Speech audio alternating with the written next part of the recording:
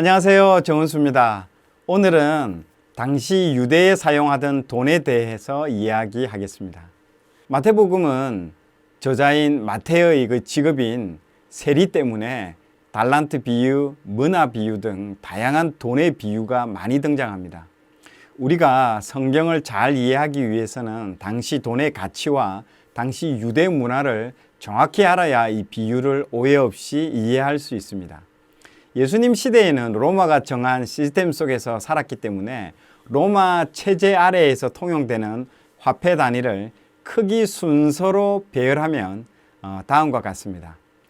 지금 표로 보시는 바와 같이 달란트, 머나, 데나리온, 아사리온, 고드란트, 렙돈 순으로 화폐가 통용되었습니다. 참고로 드라크마는 그리스에서 통용된 화폐였으며 데나리온과 같은 가치를 가졌습니다. 느헤미야 7장 71절에 보면 드라크마가 나옵니다. 당시 통용된 페르시아 화폐가 나중에 그리스까지 이어진 것이죠. 이것 외에 세겔이라고 여러분 들어보셨죠? 이것은 유대인들만 사용하는 화폐이면서 성전에서만 통용되는 돈입니다. 자, 그러면 이 화폐들의 가치가 어느 정도인지를 알아야 합니다. 데나리온이 기준점이 됩니다. 당시 노동자의 하루 품삯인 것이죠. 지금의 가치로 보면 일당 받는 사람 기준으로 한 10만 원 정도 가정해 보겠습니다. 그러면 머나는 한 1000만 원, 달란트는 10억, 아사리온은 1만 원, 고드란트는 2,500원, 렙돈은 1,250원 정도의 금액으로 가치가 된다고 합니다. 여기서 달란트를 한번 보십시오. 한 달란트가 지금 돈으로 무려 10억입니다. 우리들은 달란트 가치를 아주 낮게 생각합니다. 교회 주일학교에서 달란트 시장 때문에 그동안 우리들의 인식에 달란트 가치가 아주 낮았습니다. 연필 하나에 1달란트, 떡볶이 한 그릇에 5달란트 이렇게 값을 매기죠. 떡볶이 5달란트면 무려 50억 원어치의 떡볶이를 먹는 겁니다. 이거 다 먹으면 애들 죽습니다. 로마의 문헌에 찾아봐도 달란트는 로마의 고위 관리라 하더라도 이 달란트 금액이 너무 커서 마음대로 집행할 수 없었다고 합니다. 보통 사람에게는 상상할 수 없는 아주 큰 가치가 달란트입니다. 예수님께서 달란트를 통해 여러 비유를 했는데요. 돈의 가치를 오해해서 그동안 우리가 잘못 이해했을 경우가 많습니다. 마태복음 18장 23에서 35절에 보면요. 1만 달란트 빚진 사람이 그 빚을 탕감받았는데 자신에게 100데나리온 빚을 진 사람을 용서하지 못한 스토리가 나옵니다. 10,000달란트는 현재 금액으로 환산하면 10조입니다. 10,000달란트가 상징하는 것이 무엇일까요? 한 사람이 평생 모아도 갚을 수 없는 어마어마한 액수를 10,000달란트라고 상징을 한 겁니다. 100데나리온은 우리 돈 1,000만 원 정도로 보통 사람들이 모을 수 있는 조금 큰 돈의 규모인 것이죠. 10,000달란트 상징은 한마디로 내가 감당할 수 없는 큰 은혜를 말하는 것입니다. 다시 앞으로 돌아가서 말하면요. 한 달란트는 결코 작은 액수의 금액이 아닙니다. 예수님의 달란트 비유에서 자주 실수하는 해석은 한 달란트 받은 사람이 2달란트, 5달란트 받은 사람보다 비교적으로 작게 받아서 열등감이나 실망감으로 땅에 묻어두었다는 것은 바른 해석이 아닙니다. 즉 화폐 가치를 잘 이해하지 못한 것이죠. 여러분, 저는 돈이 없어서 그런 거 잘 못 느끼는데요. 어느 정도 일정 금액을 넘어서면 돈이 돈으로 여겨지지 않는다고 하더라고요. 우리나라 부자의 기준을 현금으로만 10억이라고 어디서 들은 것 같은데요. 그 이상 넘어가면 50억, 30억, 100억이든 별 큰 차이를 못 느낀다고 들었습니다. 물론 아닌 사람들도 있겠지만요. 먹고 사는 문제는 넘어선 금액으로 여겨집니다. 달란트 비유의 시작은 다음과 같습니다. 마태복음 25장 14절 또 어떤 사람이 타국에 갈 때 그 종들을 불러 자기 소유를 맡긴과 같으니 어떤 사람이 등장하고 그 종이 또 등장합니다. 이 구절을 봤을 때 주인이 자신의 소유, 즉 돈을 종에게 맡겼다로 시작합니다. 당시 유대 문화에서 주인과 종의 관계를 이해하셔야 됩니다. 당시는 로마 식민시대였기 때문에 로마에 세금을 바쳐야 했습니다. 그래서 땅을 가지고 있던 사람들은 땅을 기반으로 세금을 걷어서 로마에 바쳤습니다. 자신들이 바치는 세금을 백성들로부터 착취해서 바친다는 것이죠.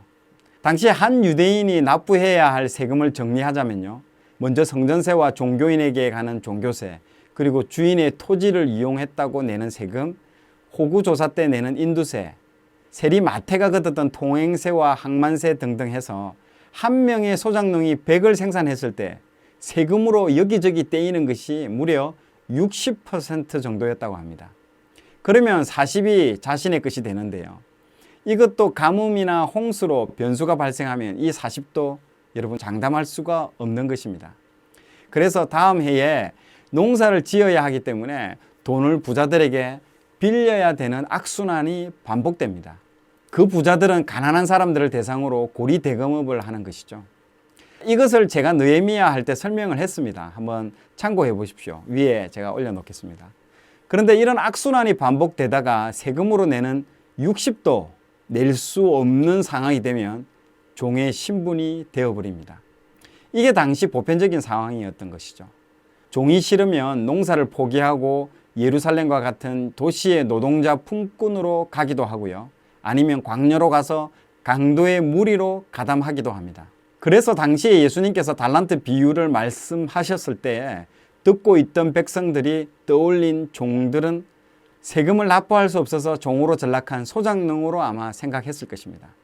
주인에게 예속된 노예들에게 당시 맡기는 돈이 실제로 있었다고 합니다. 이것을 로마의 용어로는 페쿨리움이라고 하는데요, 역사의 기록에 있다고 하더라고요. 다시 마태복음 25장 14절을 한번 보십시오.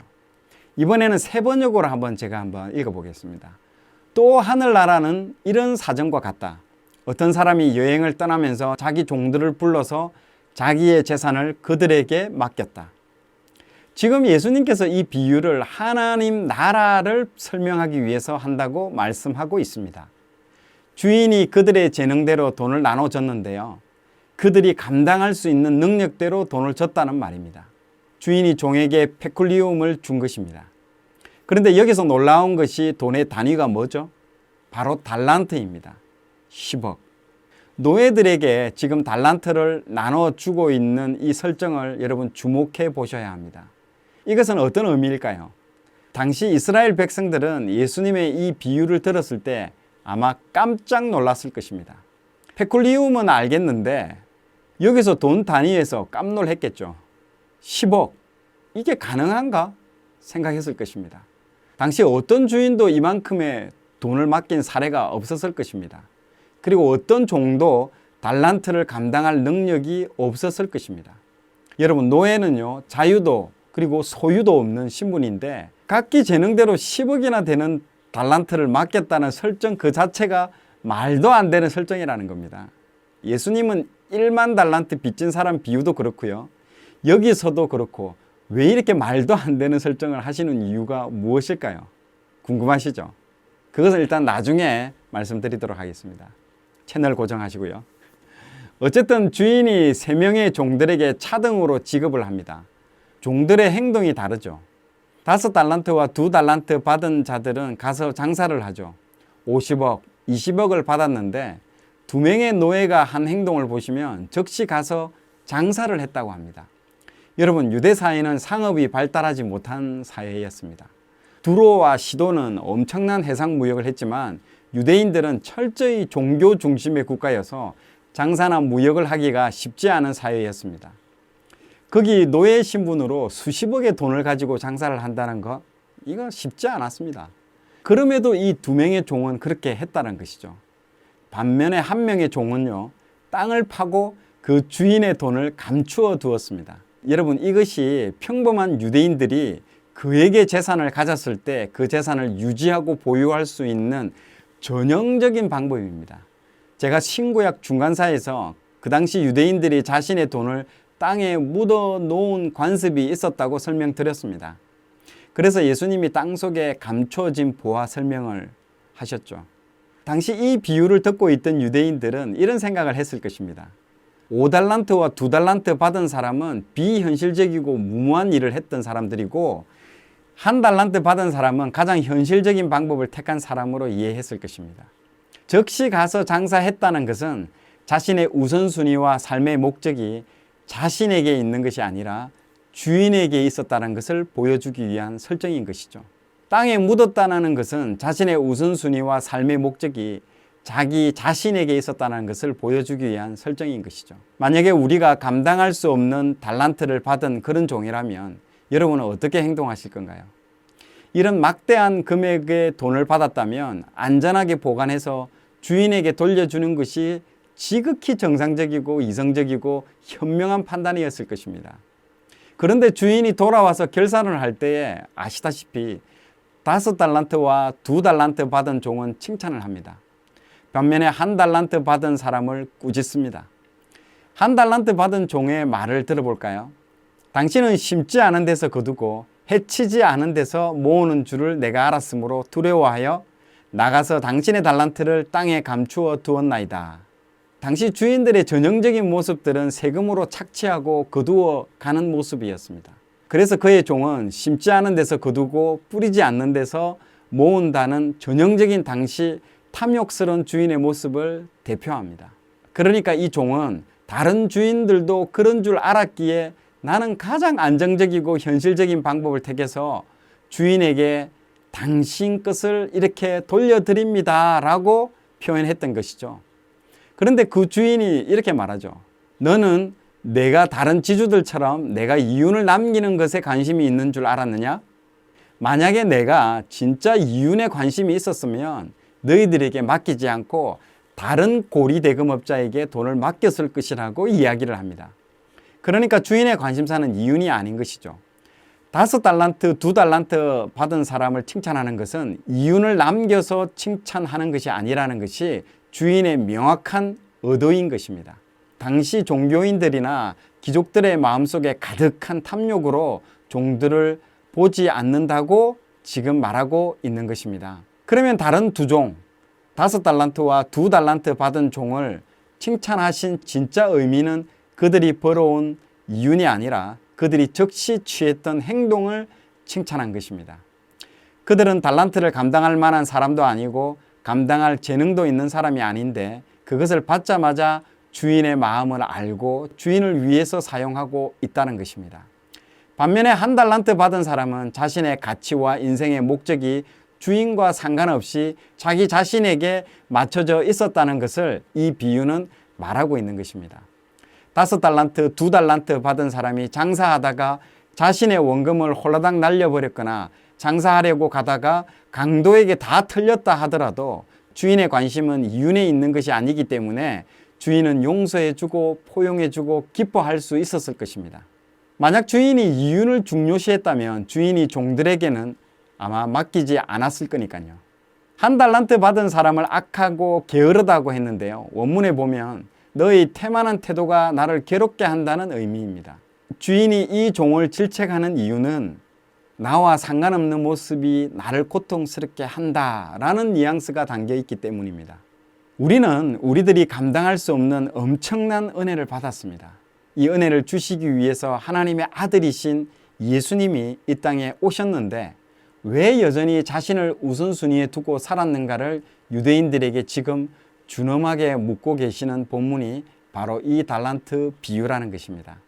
5달란트, 2달란트 받은 사람들은 비현실적이고 어리석게 보이는 행동이라 할지라도 자신의 우선순위가 주인에게 있다는 것을 알고 즉시 그 일을 행했다는 것입니다. 하나님 나라를 위해 모든 일에 우선순위를 두고 살아간다는 행위.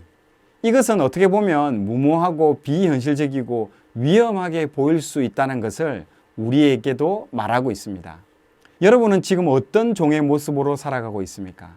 달란트 비유는 마지막 때에 일어나는 비유 속에서 예수님께서 언급하신 말씀입니다. 하나님은 마지막 때 우리가 드리는 이윤, 소득에 관심이 있는 것이 아니라 우리에게 주신 청량할 수 없는 이 크신 은혜에 우리가 지금 어떻게 반응을 하고 있는가를 물어보고 계십니다. 우리 인생의 우선순위와 가치를 지금 어디에 그리고 누구에게 두고 있는가 하는 것이 주님이 우리들을 바라보고 있는 시선인 것입니다.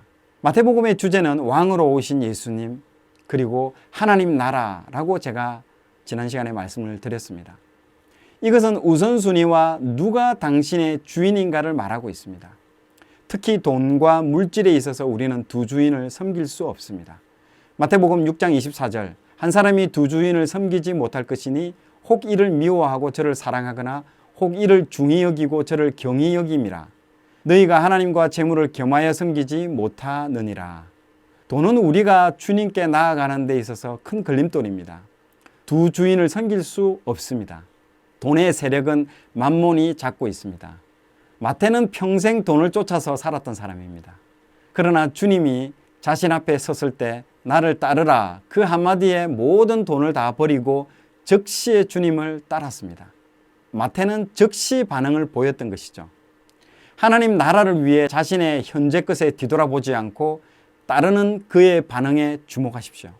자기 재물을 팔아 가난한 사람에게 나눠주라고 했을 때 망설였던 그 부자 청년과 대비되는 것입니다. 저도 개인적으로 돈에 대한 연약함이 있습니다. 물론 지금도 자유롭지 못하고요.